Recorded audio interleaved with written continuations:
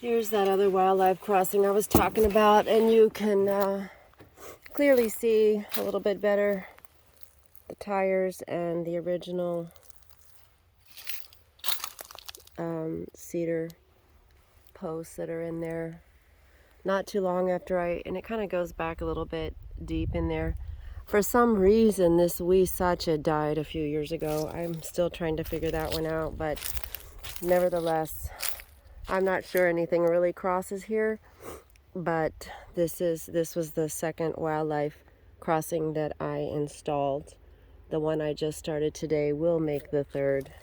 It kind of becomes a brush pile as well, which is also beneficial for cover, for nests, reptiles, lizards, birds, snakes, mammals, you name it. It also becomes a place they can hide and live.